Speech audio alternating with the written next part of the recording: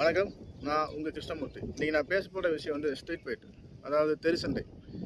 ஃபைட்லேயே ரொம்ப ஆபத்தான ஒரு ஃபைட் எதுன்னு கேட்டிங்கன்னா இந்த தெருசண்டை தான்.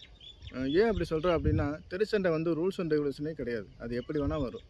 பொதுவாக நம்ம டோர்னமெண்ட் ஃபைட்லாம் பார்த்தீங்கன்னா ரூல்ஸ் இருக்கும், ரூல்ஸ் அண்ட் ரெகுலேஷன் இருக்கும். அதில் வந்து பார்த்தீங்கன்னா ரெஃபரி இருப்பாங்க, டைமிங் இருக்கும். 2 நிமிஷம் 2 நிமிஷம் தான் ஃபைட் பண்ணணும். இன்னொன்று வந்து பார்த்தீங்கன்னா சேஃப்டி கார்டு, அடிபடாமல் இருக்கிறதுக்கு சேஃப்டி கார்டு எல்லாமே இருக்கும். ஏன்னா இதுக்கு நேர் ஆப்போசிட் தான் இந்த தெருசண்டை. தெருச்சண்டை வந்து ரூல்ஸ் அண்ட் ரெகுலேஷன் கிடையாது. 5 பேரும் வரலாம், 10 பேரும் வரலாம், 3 பேரும் வரலாம்.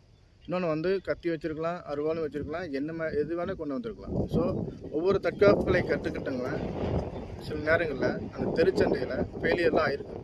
அது ஏன் ஃபெயிலியர் ஆயிருக்கு அப்படின்னு கேட்டிங்கன்னா, ஒன்றும் இல்லை, 2 விஷயம் தான் நம்ம மைனஸ் பண்ணணும். ஒன்று வந்து அது பண்ண முடியாமல் போகிறதுக்கான காரணம் பயம், பதட்டம். பயம், பதட்டம் இந்த 2மே இல்லைனா மட்டும்தான் நம்ம வந்து தைரியமாக ஸ்ட்ரீட் ஃபைட்டாக பண்ண முடியும். ஏன்னா அது எப்போ வேணாலும் நடக்கும். பகலில் நடக்கும், நைட்டில் நடக்கும், எந்த சூழ்நிலையும் நடக்கும்.